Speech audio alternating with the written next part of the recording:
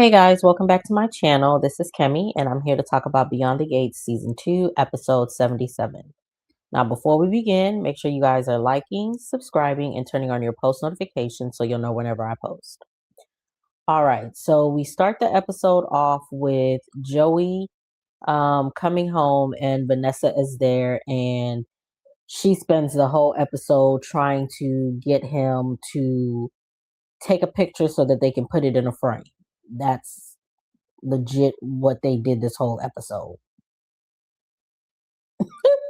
So so we then see Smitty with Jacob, and Jacob is pissed because he hasn't heard from Grayson, and he's taking some pain pills, and they made a point to zoom into him taking these pills. So I'm guessing that he's probably going to get addicted to pain pills. I kind of hope that's where they're gonna go. Or again, like I said before, I hope he has amnesia and he forgets, something happens to him and he gets amnesia and he forgets and he has to, learn to love Naomi all over again, or we can put him with somebody else. Something. But that's where we're hopefully we go somewhere with that. Smitty is asking him, do you think Jacob hopes that he doesn't go to see Ashley. Smitty's asking, do you think that Ashley would turn him away? And she's just like, no. He's like, no, she wouldn't. And again, he's hoping he doesn't go there. He's getting pissed. Smitty's trying to calm him down, but he wants answers now. He tells Smitty to go home since they can't do anything, since they haven't heard from Grayson. Smitty said he'll check at the hospitals in the morning to see if Grayson shows up, and he'll also look into that Rachel lady to see if he can find anything or whatever. So, and they hope that Grayson isn't reaching out to Ashley because it's going to put a target on her back. We see Ashley. We see Jan. She's still at Ashley. We see Ashley and Jan. She's still at the house. She's wondering why there's blood on her hand. She plays it off. She tries to get Jan to leave. Jan ain't taking the hint. She tells her to go get dressed and get prettified, and she starts to cook. You can hear the phone ringing in the bathroom, and Grayson is passing out, but Jan isn't paying attention. Ashley done got dressed, and now she's trying to kick her back out the house. She still ain't listening. Ashley yells at her, snaps, and Jan is just like, girl, what's wrong with you? Why are you being rude? And she apologizes, and she finally gets Jan to leave. Once Jan leaves, she goes and gets Grayson. Grayson passes out on the floor. Once he comes to, she puts him on the bed and she patches him up. She tells him that she thinks he's going into shock. He says no. He's not going into shock. All he needs is for her to help him out. She doesn't know who he is right now. He's apologizing. He likes her shirt. He says he'll tell her everything as long he just needs to get through this, and he'll tell her everything. And Ashley is looking at him as he's sleeping, worried, and that's how the episode ends. But I talked about the stuff I didn't care about first. So we see Carlton. He is coming to he comes to see Nicole. He apologizes to her because they haven't spoke since that double date. He tries to make small talk, but she's just like, what do you really want? He apologizes. He apologizes in hopes that she'll forgive him. She tells him he doesn't have to let me see. She tells him he doesn't have to be perfect, and she tells him that the other night he came off judgmental. He explains what he was trying to say. She agrees. She takes his apology. She accepts his apology. I'm sorry. And he says he misses his friend. She says she misses hers. She takes responsibility. She takes accountability for her part in the breakdown of what happened. He asked her out to dinner in the next couple of days, and she says, I know what you're trying to do. You're trying to get me to forget about my anniversary to Ted. But she doesn't know how she's going to feel that day, but she'll let him know when she wants to go out to dinner or whatever. So she'll text him. So Kyle comes in, and she lights up. She stands up or whatever. She thought he was out of town. He came back into town early. He spent time with his kids. He did what he had to do, and now he's back. He tells her he'll come back later since she's busy. And Carlton says, "No, I'm on my way out." So he says, y'all can stay and talk or whatever. So Nicole is glad he's back. She tells him if she had known that he was coming back early, she would have used his key. She would have surprised him at home or been waiting for him at home or whatever. She asked him if he met anyone on his travels, and he tells her that he tells her no, and he's off the market. She tells him she's not requiring exclusive exclusivity right now. He says that's cool. I like spending time with you. Um, and if he says it's cool and he likes spending time with her, and if anything changes, she'll be the first to know. She likes that. Then Kyle starts talking about his sons. She likes taking their relationship, and she likes that he's taking their relationship in stride. He said he's learned over time how to take things in stride. She wonders sometimes if she's ready to get into something serious, and sometimes she feels like she is, and then sometimes, like now, since her anniversary is coming up, she realizes that she isn't. And he says that's okay, and he likes that she's direct, and then they kiss. So we see Kyle. He approaches Carlton, and he just wants to apologize for interrupting him and Nicole. And Carlton says, no, he says, we all work at the same place. Didn't mean to do it, X, Y, and Z. Carlton says, if if that were me, I wouldn't apologize. But then he says he's just joking. They decide to go and play basketball to let off some steam and all this other stuff. And Nicole peeps them as they're talking and talking about going to play basketball to release some steam or whatever as they joke with each other. So we see Naomi. She comes over to Dani.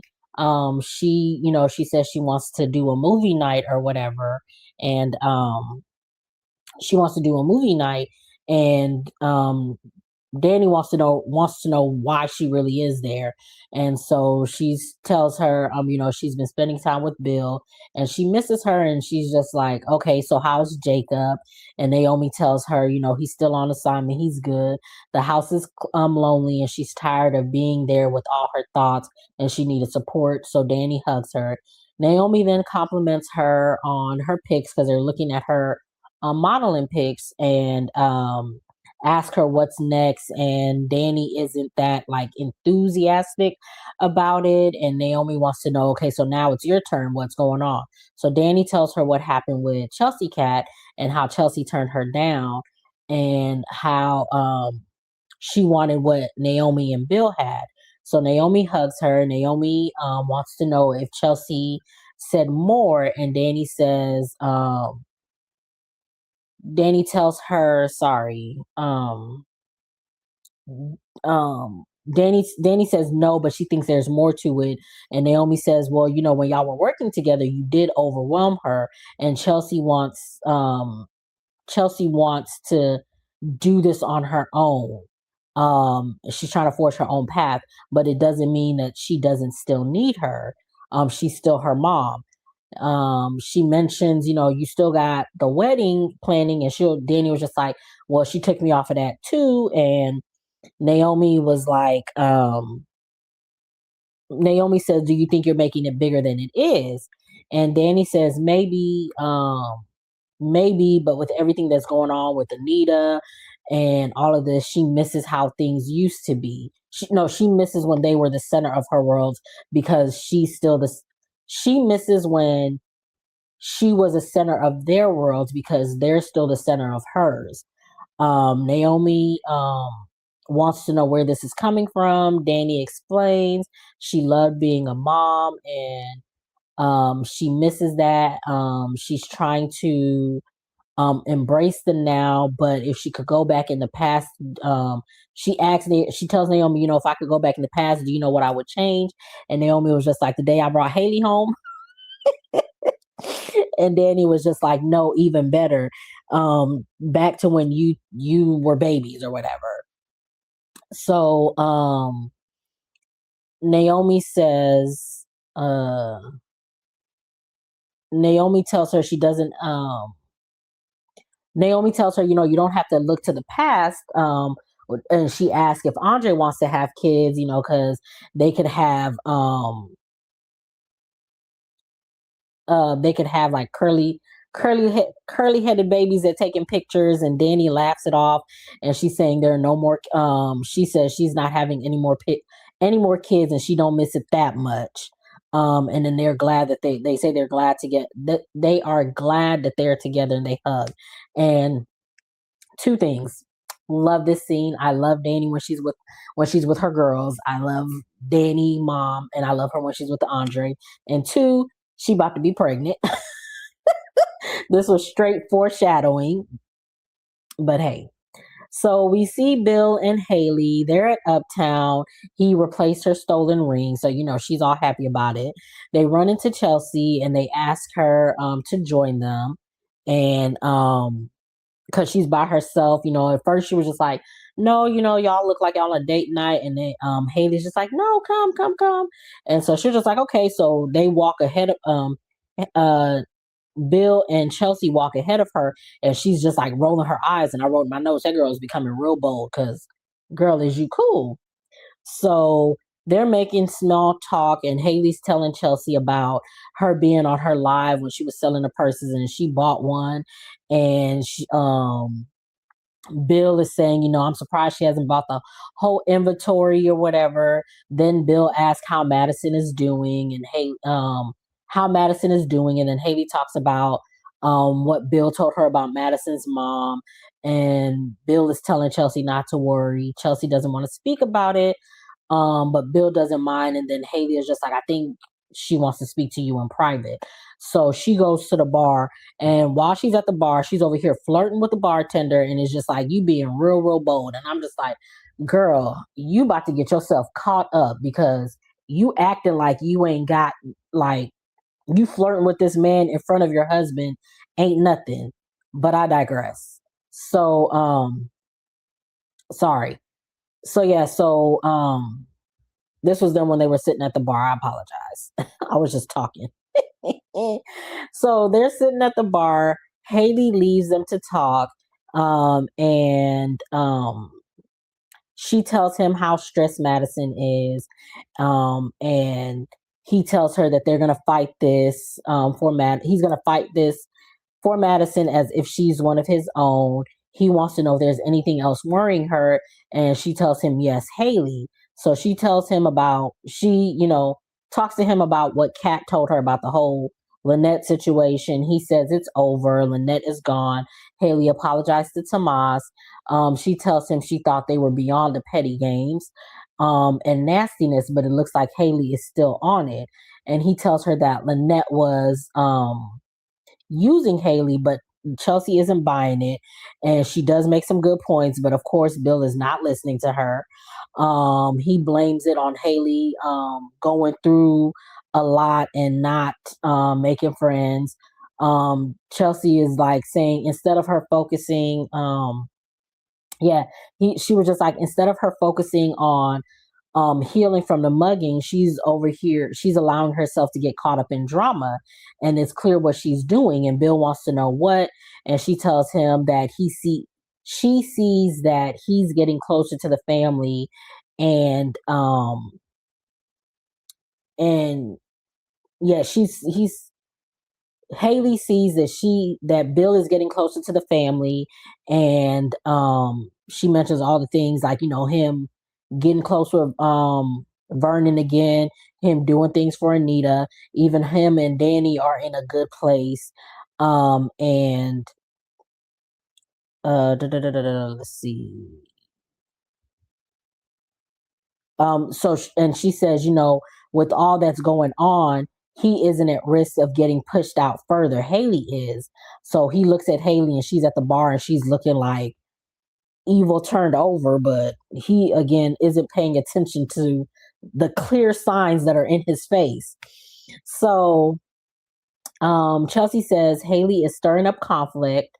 Um, she's stirring up conflict since the family is getting better. And sorry, let me see.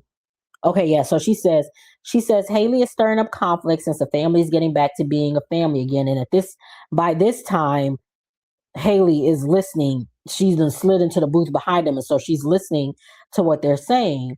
Bill is making excuses for her, and Chelsea is like, ask him, do you regret breaking up the family? He says he regrets prioritizing work over his kid over them when they were little, but he's happy. But he doesn't regret marrying Hayley. Um, and I said in my note, he will, because you gonna regret it.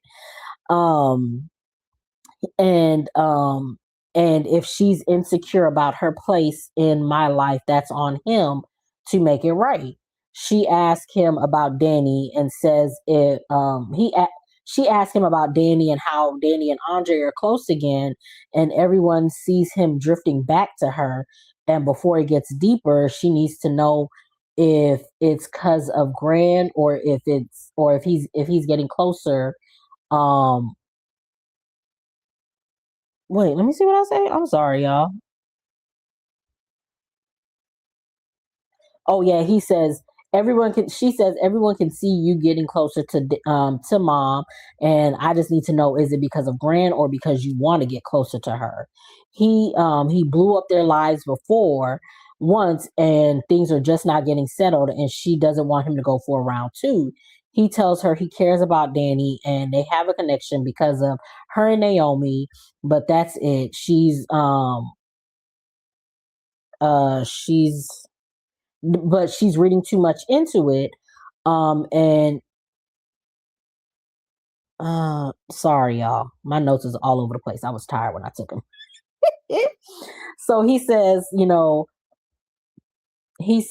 he cares for Danny. They always have a connection because of Naomi and Chelsea, but she's reading too much into it, just like she's reading Hayley wrong. Um, but again, Chelsea isn't buying it. He says, he's happy at home and she doesn't need to worry about anything. And we see Hayley smirking. So yeah, that was the episode. It was a good little episode where we're getting places, we're moving things along. Hayley is getting bold. And I'm just like, girl, you are tripping. But yeah, Hayley's getting bold and she about to get caught. Hopefully, we're gonna be winding down this story soon. But yeah, make sure you guys are liking, subscribing, and turning on your post notifications. Get down in the comments. Tell me what you guys thought of this episode, and I will see you guys in the next one.